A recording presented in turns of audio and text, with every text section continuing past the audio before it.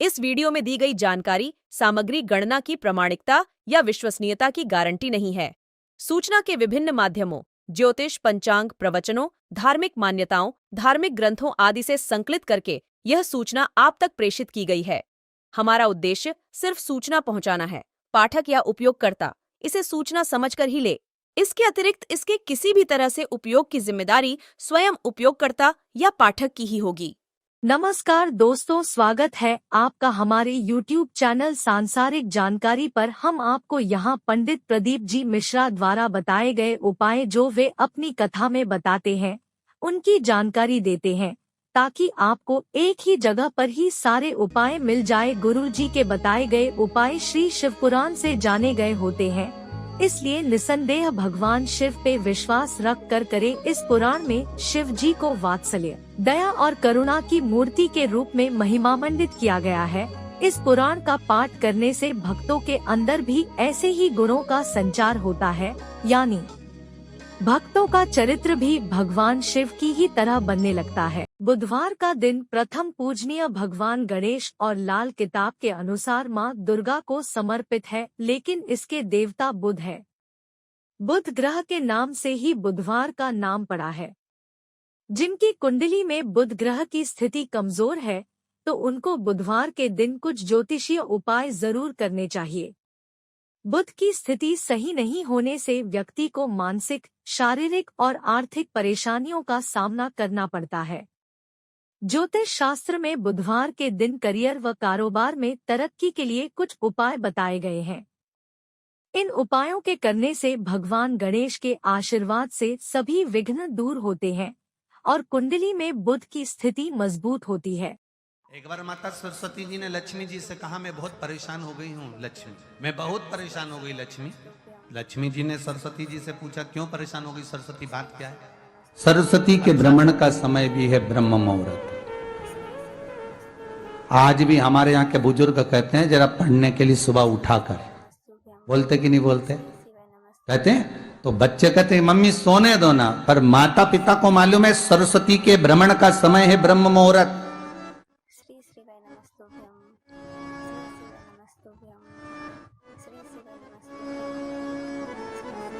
और ब्रह्म मुहूर्त के बाद में सरस्वती महाराज, पितरों का समय जब 10:30 का आता है, उस समय तक सरस्वती नित्य स्मरण में भ्रमण पर निकलती है।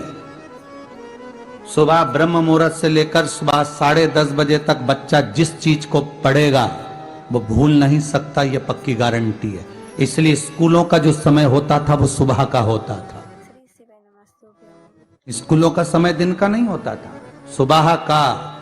7 बजे स्कूल चालू हो जाता था और अच्छी अच्छी क्लासें पहले ली जाती थी।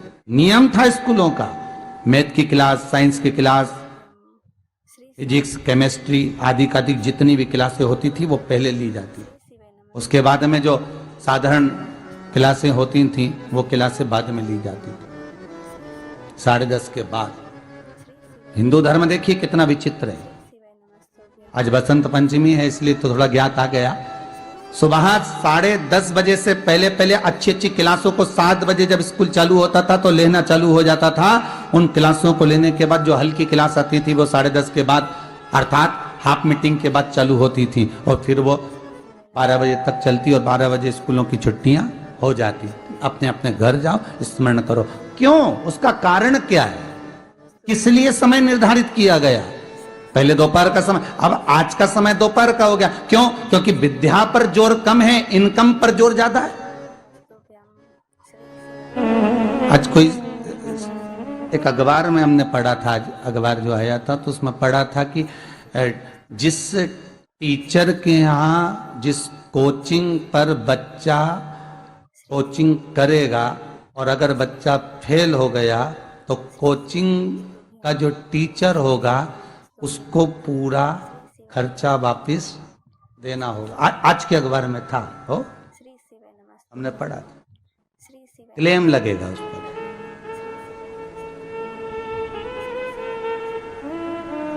क्या पढ़ाया आप, क्या सीख दी आप?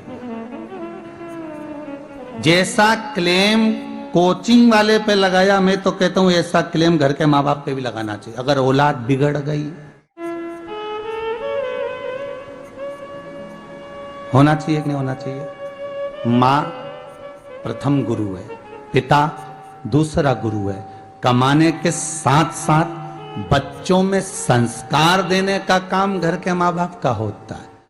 बांस गीला होता है, उसको कितना भी नवा लो, बांस जब सूख जाएगा, नवाओगे तो टूट जाएगा। तो घर के माता पिता को चाहिए, अगर बच्चा गलत काम कर रहा है तो उसको सुधारने का पहले क्लास से लेकर ही उसको संस्कारवान बनाया जाए, उसको नम्रता का भाव दिया जाए, उसको आदर का भाव सिखाया जाए। सीखिए, दादाजी को प्रणाम करो, दंडवत करो। चलो, एक बार माता सरस्वती जी ने लक्ष्मी जी से कहा, मैं बहुत परेशान हो गई हूँ लक्ष्मी, मैं बहुत परेशान हो गई लक्ष्मी। लक्ष्मी जी ने सरस्वती जी से पूछा, क्यों परेशान हो गई सरस्वती, बात क्या है? परेशान होने का केवल कारण इतना सा है कि मेरा काम है गायन करना, मेरा काम है जनमानस में जिसने बहुत अच्छा काम किया होता है उसका गायन करना, देवता में उसका व्याख्यान वर्णन करना। मैं इसलिए परेशान हो गई हूं कि 33 कोटि देवी देवता में केवल एक देवता ऐसे हैं, देवाधिदेव महादेव, जो बिना सोचे समझे दान करते रहते हैं, बिना सोचे समझे पुण्य करते रहते हैं, बिना सोचे समझे दान करते रहते हैं, कुछ सोचते ही नहीं, उन्हें उठाया और दे दिया। इनके दान का मैं व्याख्यान करते करते, इनके दान का वर्णन करते करते, इनके दान का गुणगान करते करते, इनके दान का महत्व कहते कहते कहते कहते मेरा मुख थक गया है। अब मैं करूं तो करूं क्या? इतने में लक्ष्मी जी बोली, जितनी तू परेशान है उससे दुगनी मैं परेशान हूं। अब लक्ष्मी जी ने जैसे कहा कि मैं परेशान, तो सरस्वती जी ने पूछा कि तू क्यों परेशान है? अरे भोलेनाथ जी का क्या है, कहीं पर भी चले जाते हैं, किसी को भी देख लेते हैं, एक लोटा कोई पानी चढ़ाते दिखता है, तुरंत खड़े होकर कह देते हैं, जा तेरे पास में संपदा की कभी कमी नहीं होगी। अब वो तो के आ जाते हैं, लक्ष्मी जी कह रही, इतनी ड्यूटी बढ़ गई, इतनी ड्यूटी बढ़ गई कि मुझे दौड़ दौड़ कर उनके यहाँ संपदा देने जाना पड़ता। अब मैं भी परेशान हूं। अब ये दोनों परेशान होकर ब्रह्मा जी के पास गए। अब ब्रह्मदेव से कहा, प्रभु, इतने में सरस्वती जी बोली, स्वामी स्वामी स्वामी। स्वामी जी ने कहा, क्या बात है? ब्रह्मदेव बोले, तुम दोनों आज मेरे पास किस लिए आई हो? सरस्वती जी बोली, मैं बहुत परेशान हो गई। लक्ष्मी जी बोली, मैं भी परेशान हो गई। सरस्वती जी बोली, क्यों परेशान हो गई? तो कहा कि शंकर जी का गुणगान गाते गाते, गुणगान गाते गाते, अब कोई आप एक माता ने कल पत्र लिखा था, उस पत्र में लिखा था कि अगर मैं पूरी जिंदगी शंकर का गुण, आपने वो बड़ा पत्र देखा था ना, उस पत्र में लिखा था कि अगर मैं पूरी जिंदगी शिव का गुणगान गाती रहूं कि शंकर जी ने क्या क्या दिया है, तो वर्णन नहीं कर सकती। जब इंसान की यह हालत है तो देवताओं की क्या हालत होगी? तो सरस्वती जी ने कहा, मैं गुणगान कर करके थक गई। लक्ष्मी जी करी, मैं दे दे के थक गया। इसलिए ब्रह्मा जी तुरंत उठकर बोले, तुम दोनों से ज्यादा मैं परेशान, तुम दोनों से ज्यादा मैं परेशान हूं। तो इतने में तुरंत लक्ष्मी और सरस्वती जी ने पूछा, तुम कैसे परेशान हो? ब्रह्मा जी बोले, मैंने किसी के भाग्य में लिख दिया कि ये जिंदगी भर ठोकर खाएगा, ये जिंदगी भर रोएगा, ये जिंदगी भर तकलीफ भोगेगा, इसको ये रोग आएगा, इस रोग में ये बीमार होकर समाप्त हो जाएगा। मैंने इसके भाग्य में इतना इतना लिखा, और वो एक लोटा पानी लेके शंकर जी के मंदिर पहुंच गया और शंकर जी ने उसका भाग्य बदल दिया। तो मेरी लिखनी को भी भाग्य को बदल दे रहा है। ये कलयुग में हो क्या रहा है समझ में नहीं आ रहा। ब्रह्मा कह रहे हैं कि मेरी लेखनी को पलट दे रहा है, वो महादेव से मैं भी परेशान हो गया। तीनों मिलकर पार्वती जी के पास पहुंच गए। माता पार्वती जी बैठी थी, तब साधना में मिलीन थी। अब तीनों बैठकर भगवान पार्वती जी के पास पहुंचे। माता पार्वती जी ने पूछा, ब्रह्मा, लक्ष्मी, सरस्वती, आज कैसे आना हुआ? सरस्वती जी बोली, हम बड़े परेशान हो गए, तुम्हारे पति तब पुण्य कर रहे, तब पुण्य कर रहे, इतना दान कर रहे कि हम बोल बोल के थके जा रहे। लक्ष्मी जी दे दे के थकी जा रही है। अच्छा, और ब्रह्मा जी तुम कैसे आए? ब्रह्मा जी बोले, मैंने ललाट पर लिखा था कि ये दुख भोगेगा, तकलीफ भोगेगा, कष्ट भोगेगा, इसकी किस्मत में कभी मकान नहीं रहेगा, इसकी किस्मत में कभी जमीन नहीं रहेगी, इसकी किस्मत में संतान नहीं रहेगी, इसकी किस्मत में ऐसा रहेगा। मैंने कितना कितना लिखा था, पर वो लोटा भर के शंकर जी को जल चढ़ाता है और देवाधिदेव महादेव प्रसन्न होकर उनके भाग्य को बदल देते हैं। हम तीनों परेशान हो गए, इसलिए हम अपनी नौकरी छोड़ने के लिए आए हैं। हमें अब यहाँ सर्विस करना ही नहीं, जब हमारी चले ही नहीं तो हम करके करेंगे क्या? पार्वती मैया आप कुछ कहो। नमस्तुभ्यं। पार्वती जी बोली श्री शिवाय नमस्तुभ्यं। मेरा पति मेरे कहने में कभी नहीं श्री चलता, शिवाय नमस्तुभ्यं। श्री शिवाय नमस्तुभ्यं। मेरे श्री कहने में शिवाय चले ही नहीं तो मैं नमस्तुभ्यं। बोलूं क्या उसको। श्री शिवाय वो नमस्तुभ्यं। मेरे कहने में चलते श्री तो शिवाय मैं कह देती। नमस्तुभ्यं। फिर भी श्री शिवाय अगर आप कह रहे हो तो मैं बात करती हूँ। पार्वती जी भी शिव जी के पास गईं, लक्ष्मी सरस्वती ब्रह्मा तीनों चारों शिव जी के पास गए, भोलेनाथ जी को एक लोटा जल चढ़ाया, शंकर जी प्रसन्न हो गए। प्रसन्न होते से ही बोले मांगो तुम्हें क्या चाहिए। श्री शिवाय इतने में ब्रह्मा जी बोले तुम ही देख लो, ये अब भी के अब भी हो गया। अब भी श्री शिवाय नमस्तुभ्यं। एक सेकंड हुआ बस, तुमने पानी चढ़ाया और वो बोल दिया मांग क्या चाहिए। अब इतने में पार्वती जी बोली प्रभु बस इतना सा चाहिए। ब्रह्मा जी बड़े दुखी हैं, क्यों?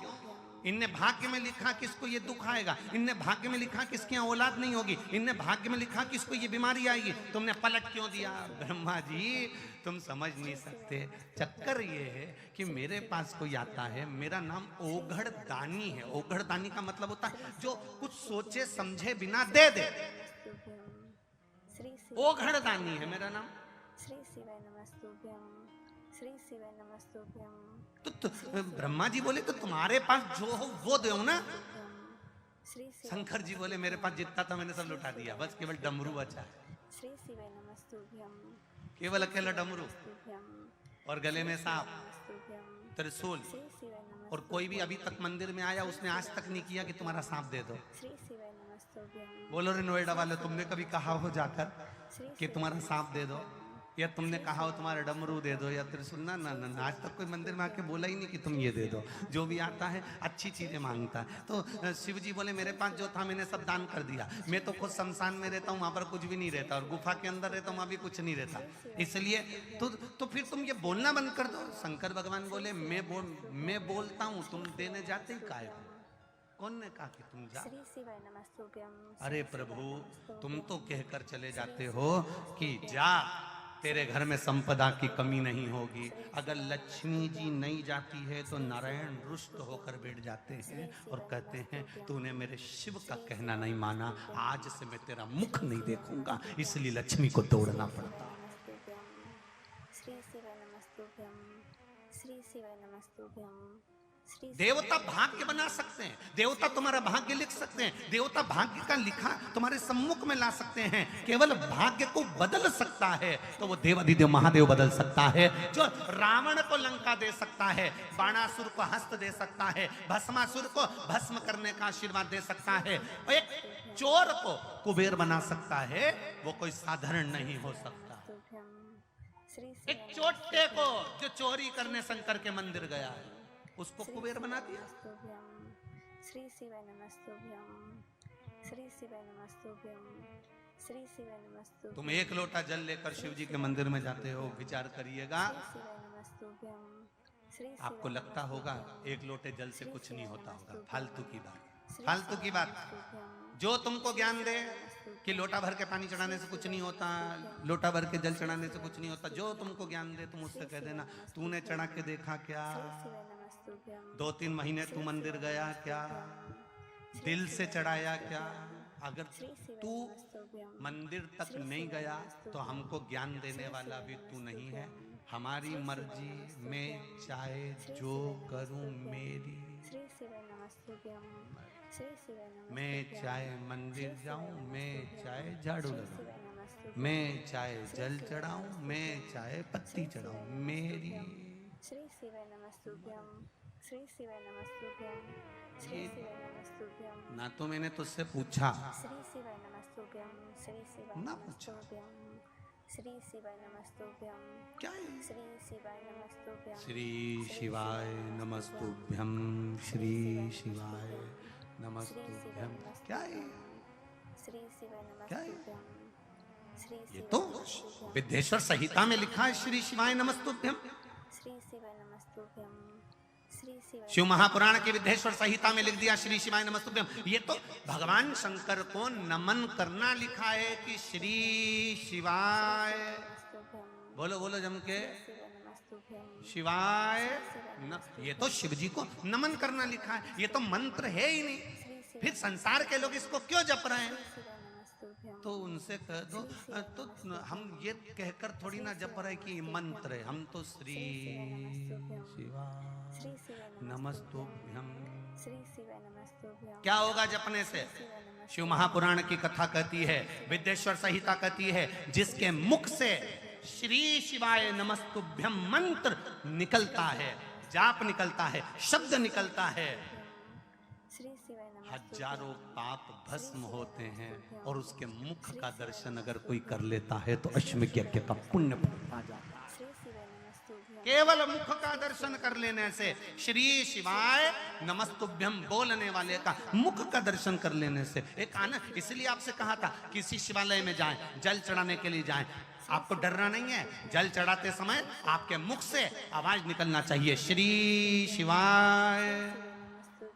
जल चढ़ाते समय तुम्हारे मुख से आवाज निकले। क्यों? अगर पास में खड़ा हुआ व्यक्ति कुछ नहीं बोलेगा, उसके कानों में भी अगर ये मंत्र जाएगा, पलटकर तेरा मुख का अगर वो दर्शन भी कर लेगा तो संसार सागर से पार उतर जाएगा। केवल दर्शन कर लेने वाले जपो। हम पहले भी कथा में कहे कि आपकी जिंदगी में अगर दुख है, तकलीफ है, कष्ट है, दूसरी जगह बाद में जाना। पहले आप अपने पास में जो शंकर का शिवालय है, अपने नज़दीक में शंकर का जो मंदिर है, अपने पास में जो शंकर का शिवालय है, अपने नज़दीक में जो शंकर का शिवालय है, वहाँ जाकर एक लोटा जल समर्पित करो। दूसरी जगह बाद में जाओ, पहले अपने घर के नज़दीक में, अपने पास में जो शिवालय है, पहले वहाँ पहुँचकर भगवान शिव की आराधना करो। शिवलिंग, कोई कहे तुमसे कि ये बहुत पुराना शिवलिंग है और कोई कहे ये बहुत नया शिवलिंग है, ये भ्रम दुनिया के लोगों में फैलने दो। आपके मन में ये भ्रम नहीं आना चाहिए। कोई तुमसे कहे कि ये मंदिर बहुत पुराना है और ये मंदिर बहुत नया है,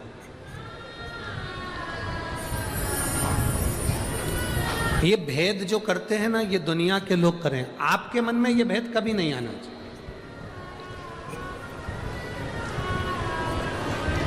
आप में से कितनी माताएं हैं जो अपने घर में 4 बच्चे ने जन्म लिया हो, 2 बच्चों ने जन्म लिया हो और एक को ज्यादा दूध पिलाया और एक को कम पिलाया हो। माँ सब बच्चों को बराबर दूध पिलाती है। ये बच्चे पर आधारित है कि वो माता के स्तन से कितना दूध पी सकता है, वो कितना दूध पी रहा है, बच्चे पर आधारित है। माँ कभी अपने बच्चे को भेदभाव में दूध नहीं पिलाती। माँ कभी अपने बच्चे को भेद रखकर दूध नहीं पिलाती कि इसको ज्यादा पिला दिया और उसको कम पिला दिया ना। माँ के मन में भेद नहीं है।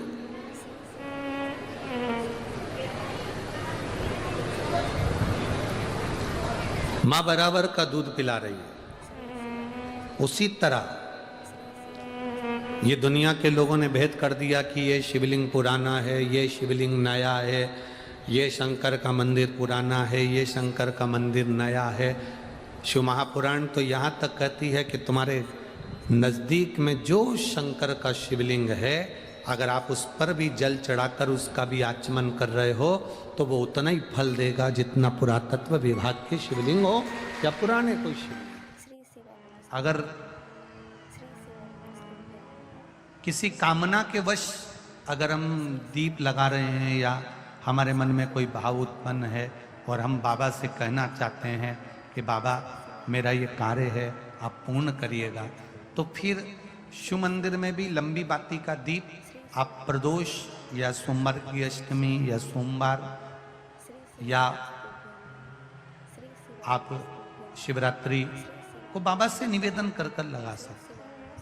हाँ, विशेष जब कोई एक बहुत बड़ी बात हो और आपके कार्य में कहीं अटकल हो रही हो तो एक ही दीप में 2 बाती, शिव और शक्ति, लंबी बाती बनाई शिव और शक्ति के नाम से 2 बाती एक साथ एक दीप में भी लगा सकते। पर कब?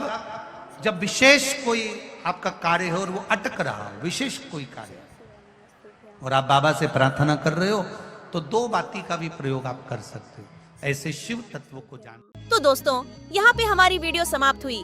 उम्मीद करती हूँ हमारी ये जानकारी आपको जरूर पसंद आई होगी। हमारी वीडियो को लाइक जरूर करें और हमारे चैनल को सब्सक्राइब और शेयर करना ना भूले। जय श्री राम,